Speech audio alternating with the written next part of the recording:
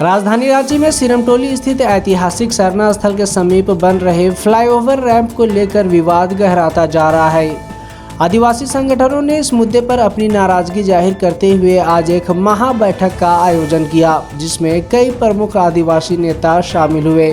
बता दें कि रांची में यातायात सुगम बनाने के उद्देश्य से डोरंडा से सिरमटोली तक फ्लाईओवर का निर्माण किया जा रहा है। हालांकि इस फ्लाईओवर का रैंप सरना स्थल के मुख्य द्वार के सामने उतर रहा है, जिससे सड़क संकरी हो गई है और सरना स्थल की ओर जाने वाले मार्ग में बाधा उत्पन्न हो रही है। सरहुल पर्व के दौरान विभिन्न अखाड़ों से जुलूस की शक्ल में श्रद्धालु यहां पहुंचते हैं और सरना मां की पूजा करते हैं। रैंप के कारण इस धार्मिक आयोजन में कठिनाई की आशंका जताई जा रही है। इससे पहले भी आदिवासी संगठनों ने मानव श्रृंखला बनाकर और रांची बंद का आयोजन कर अपना विरोध दर्ज कराया था। आज आयोजित महाबैठक में विभिन्न आदिवासी संगठनों के प्रतिनिधियों और नेताओं ने भाग लिया और आगे की रणनीति पर चर्चा की। संगठनों का कहना है कि फ्लाईओवर रैंप को सरना स्थल के मुख्य द्वार से हटाकर कहीं और स्थानांतरित किया जाए, ताकि धार्मिक गतिविधियों में कोई बाधा न आए। हालांकि प्रशासन की ओर से अभी तक इस मुद्दे पर कोई ठोस निर्णय नहीं लिया गया है। आदिवासी संगठनों ने चेतावनी दी है कि यदि उनकी मांगें नहीं मानी गई तो वे अपने आंदोलन को और तेज करेंगे। अब देखना होगा कि प्रशासन और आदिवासी संगठनों के बीच इस विवाद का समाधान कैसे निकलता है। फिलहाल सिरमटोली सरना स्थल के पास फ्लाईओवर रैंप का मुद्दा रांची की राजनीति और सामाजिक हलकों में चर्चा का विषय बना हुआ है। व्यक्ति को जो बहुत पहले से राजनीति कर रहे हैं, सामाजिक संगठन में काम कर रहे हैं, कि सरहुल में भी बड़े लोग डर रहे थे, लेकिन गीताश्री मैम के साथ जो बच्चियां जो विरोध कर रही है वो देखने का लायक था। और क्रांति यहीं से शुरू होगी, और क्रांति का कोई उद्देश्य नहीं होता है, क्रांति का मतलब बदलाव होता है। और मैं ये मन से कहना चाहता हूं कि यहाँ के मुख्यमंत्री को झुकना ही पड़ेगा, दुनिया का कोई ताकत रोक नहीं सकता है। और इसलिए तो हम ये कहना चाहते हैं कि पहला काम उसका सहयोग और उसका घेराव का काम होना चाहिए। और मैं कहना चाहता हूं आज मीडिया में भी जाना चाहिए, डेट का तय होना चाहिए, इतना दिन के अंदर में सबसे पहले इनका घर घेराव, और उसकी संख्या हम लोग का रहेगा। और प्रेस मीडिया के पास भी जाएंगे, एक्सपोज करना बहुत जरूरी है, क्योंकि 30 साल से लोग इतना मलाई खाया है ना। मैं जानता हूं बड़े बड़े कंपनियां आती है, हजारों करोड़ पैसा ली जाती है, हम समझते इसमें भी लेन देन हुआ होगा ये L&T कंपनी से। तो हर जगह खाली पैसा पैसा, रोज ट्रांसफर पोस्टिंग होता है यहाँ पर, विकास के पैमाने पर कोई सोचने वाला नहीं है, और बड़े बड़े बात करने वाले व्यक्ति। तो ये कहना चाहता हूँ, और पूरे झारखंड में भी एक बंदी करना पड़ेगा। ये 3 आंदोलन हो, एक तो यहाँ पर बैठना है, और एक असहयोग आंदोलन करना है, और झारखंड बंदी। ये तीनों यदि हो, इसके बाद भी कोई बातें आती है तो इसका हम लोग सब समिति से समर्थन करते हैं। ज़्यादा न कहते हुए मैं एक बार फिर कहना चाहता हूँ, इस अभियान को आगे बढ़ाया जाए। और समाज है तो हम, समाज रहेगा तो हम समाज से काम करेंगे, और समाज रहेगा तो हम राजनीति करेंगे, और समाज नहीं रहेगा तो हम कहाँ रहेंगे। इसलिए बहुत बहुत धन्यवाद, आपने जो क्रांतिकारी कदम उठाया है हमेशा। जय भारत जय संविधान वो इसलिए देना चाहता हूँ कि हम लोग सभी भारत के नागरिक हैं, और इस भारत में जो है स्वतंत्रता और धर्मनिरपेक्षता, साथ ही अधिकारों की बात होती है, और संविधान की भी बात होती है। और इस संविधान ने हमें लोकतंत्र व्यवस्था हमें अपने देश में दिया है। और मैं कुछ बातें बताना चाहता हूं कि क्यों आज हम अपने को पीड़ित महसूस कर रहे हैं। आज हम अपने को पीड़ित महसूस कर रहे हैं कि हमारे बाप दादाओं ने, हमारे पुरखों ने जब आजादी नहीं थी तो आजादी के लिए अपना लहू से इस देश को सींचने का काम किया। भले ही वो शिक्षित नहीं थे, लेकिन आज के जो PhD हैं, आज के जो नामी लोग बोलते हैं कि हम फलाना डिग्री को लिए, उससे कहीं ज्यादा शिक्षित थे वो, क्योंकि वो अपने भारत माता को, अपने भारत देश को आजाद कराने के लिए ये नहीं सोचा कि हम क्यों बलिदान दें। उन्होंने ये नहीं सोचा कि मेरी हैसियत नहीं है, हम नंगे बदन क्यों लड़ाई करें, हम नंगे पांव क्यों लड़ाई करें, मेरे पेट में अन्न नहीं है हम क्यों लड़ाई करें। ये हमारे बाप दादाओं ने नहीं किया, कहा। हमारे बाप दादा जो है कफन बांधकर निकल पड़े अपने देश को बचाने के लिए। इस आशय के साथ उन्होंने लड़ा कि जब देश आजाद होगा, जब स्वतंत्रता होगी और देश का जब संविधान लागू होगा तो हमें अधिकार मिलेंगे। और हमें पता है, हम दो शब्दों को यहां पर बोलना चाहते हैं। हम लोग जिस दिन रैंप में यहां पर आ रहे थे, मैं बोलने से गुरेज नहीं करता, मैं क्योंकि एक शिक्षक हूं, मैं स्कूल चलाता हूं, मैं उस आंदोलन में पीछे पीछे था। सही बात है, मुझे लग रहा था कि मुझे स्कूल चलाना, थोड़े मुझे पीछे रहना चाहिए। मैं सच्चाई को बोलने से नहीं डरता, लेकिन मेरा भी नाम FIR में था। इसका मतलब क्या है? इसका मतलब यह है कि सरकारों की नजर सारे लोगों पे है कि कौन एक्टिविटी को क्या कर रहा है और किस मुहिम को कहां तक कौन ले जा सकता है। और वैसे लोग जो समाज को दिशा दे सकते हैं, उसको तुम क्षति कर दो, जेल के अंदर डाल दो, ऐसे ऐसे धाराएं लगा दो कि वो अपने समाज के लिए आवाज नहीं उठा पाए। लेकिन अब ऐसे डरने से काम नहीं चलेगा। अब हमें अपनी लड़ाई लड़नी होगी और हम तार्किक रूप से लड़ाई लड़ेंगे।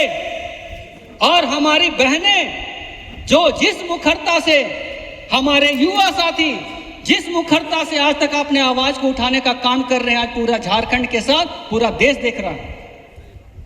और हम लोग जब झारखंड लोक सेवा आयोग का आंदोलन करते थे, हम लोग गिने चुने 3 लोग 4 लोग बोला करते थे, बाकी लोग अपने चेहरों को छुपाया करते थे। लेकिन आज तो खुल खुल कर नेतृत्व सामने आ रहा है और सारे लोग तार्किक रूप से अपने बातों को सही प्रूव कर रहे हैं, प्रमाणित कर रहे हैं। कौन रोकेगा इस ताकत को? अब किसी को औकात नहीं है कि इस आंदोलन को रोक के दिखा सके। है क्या औकात? अब मैं 2 बात कहना चाहता हूं कि बहुत राजनीति की बात हो रही है। मैं 2 शब्द का बात करना चाहता हूं, एक पावर, दूसरा अथॉरिटी। हम लोग को जानना पड़ेगा कि ये दो शब्दों का मतलब क्या है। हम लोग जब आंदोलन कर रहे थे, थाना में हम लोग के खिलाफ FIR हुआ, तो क्या हम लोग के साथ जब गलत होगा तो हम क्या दूसरों के FIR को हम लिख सकते हैं? मैं आपसे सवाल पूछना, लिख सकते हैं? नहीं लिख सकते, क्योंकि वो अथॉरिटी हमको नहीं है। वो अथॉरिटी किसको है? पुलिस को है, क्योंकि संविधान ने उसको अथॉरिटी दी है। और हम लोग बचपन से पढ़ते आ रहे हैं कि लोकतांत्रिक व्यवस्था में पावर को डेलीगेट किया गया और सब लोग अपने बातों को नहीं रखते, प्रतिनिधि को चुनते हैं जो हमारे बातों को रख सके। और वो प्रतिनिधि मुखिया के रूप में हो सकता है, पार्षद के रूप में हो सकता है, वो आपका MLA के रूप में हो सकता है, सांसद के रूप में हो सकता है, जो हमारी बातों को रखने का काम करता है। और हमारे संविधान के शेड्यूल 3 में 188 आर्टिकल बोलता है कि शपथ लेके संविधान का लोग MLA बनता है। किस चीज का संविधान का शपथ लेता है? कि मैं विधि द्वारा स्थापित सभी चीजों को मैं मानूंगा, संविधान को मानूंगा, संविधान में दिए हुए चीजों को संरक्षित करने का काम करूंगा। मैं आपसे सवाल पूछना चाहता हूं, क्या उस संविधान में 5वीं अनुसूची नहीं है? क्या उस संविधान में 6ठी अनुसूची नहीं है? क्या उस संविधान में CNT SPT नहीं है? क्या उस संविधान में विल्किंसन रूल नहीं है?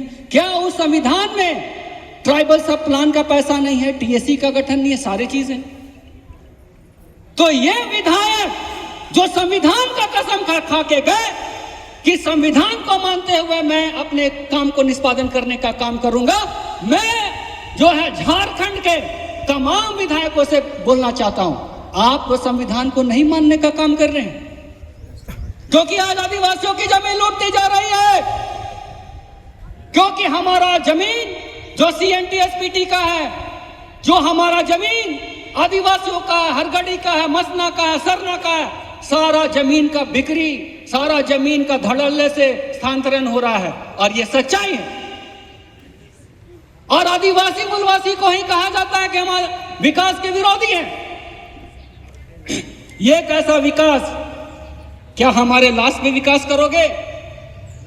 क्या हमारे हड्डियों को चकनाचूर करके विकास करोगे? क्या इस विकास के लिए हम लोग को सब कुछ खो देना होगा? ये चीज हम लोग को आज सोचने की जरूरत है। और इसीलिए मैं ये कहना चाहता हूं कि 500 करोड़ के विधानसभा में बैठकर जो चर्चाएं होती हैं, लाखों रुपया का जो खर्च करके हर दिन जो चर्चाएं होती हैं, उसमें आदिवासी मूलवासियों के सवालों पर क्या चर्चा होती है? क्या होती है? क्या हम भाई बहनों ने, हमारे समाज के लोगों ने जब इस बात को महसूस किया कि जब हम अपने मुख्य सरना स्थल को नहीं बचा पाएंगे और हम जहां तहां सरना नहीं बनाते, हमारा सरना और हमारा धार्मिक पारंपरिक जो हमारा व्यवस्था का जमीन है वो खतियान में दर्ज होता है, हमने क्या मेन रोड में सरना बनाने का बना के रखते हैं। ये चीज नहीं होना चाहिए। सब जितने भी आदिवासी समाज के हैं, ये चीज सबको ही आप लोग अंगुली उठाइए कि जितने भी बाहर का प्रशासनिक लोग आते हैं यहाँ पे सब अपना नीति नियम कानून सब बना के फिर भी वही गुलाम जो पिछले बार गुलाम थी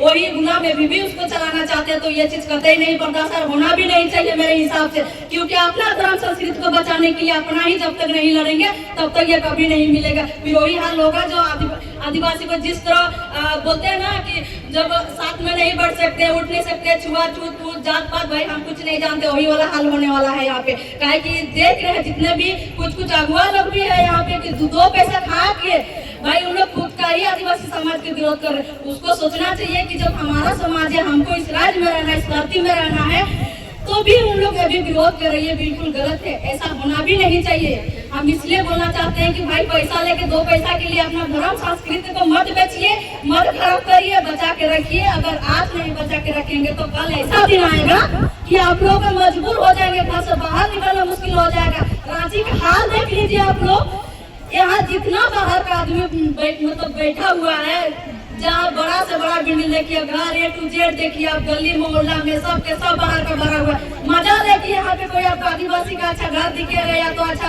दौरान दिखेगा या तो कोई हमारा धर्म संस्कृति का कोई चीज होता है वो चीज आपको देखने के लिए मैं कहीं नहीं। रोड में देखिए, बाहर में देखिए, दूसरे समाज के लोग का मंदिर मस्जिद आपको हर जगह दिखने को मिलेगा, लेकिन आदिवासी के लिए क्यों नहीं दिखाई देता है? के लिए आज हम लोग यहाँ स्वयं उपस्थित हुए हैं।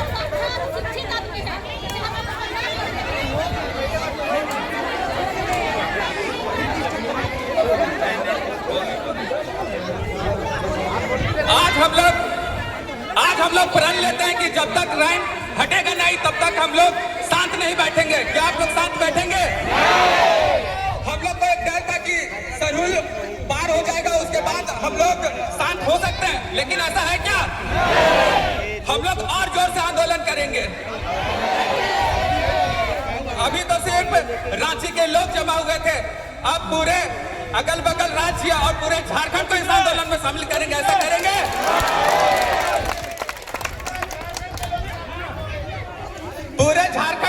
पूरे झारखंड मतलब कि यहाँ पे आंदोलन करेंगे, पूरा भीड़ हो जाएगा, है ना? और इसका प्लानिंग करना होगा। हम लोग के पास समय कम था, लेकिन भी हम लोग हार नहीं माने। अब हम लोग के पास समय है, रणनीति बना के हम लोग को काम करना होगा। जितना भी घोड़ा आते हैं और जितना भी गांव है, वहां जाकर के हमें क्या करना होगा? जागरूकता, संपर्क करना होगा और साथ में वहां ग्राम सभा का मीटिंग करना होगा, वहां पॉकेट मीटिंग करना होगा। तब हम अपने अंजाम तक पहुंच पाएंगे, है ना? लोगों को जब जागरूक करेंगे, बताएंगे, सिखाएंगे, तब वो हमारे आंदोलन को सफल बनाने में हमारी मदद करेंगे।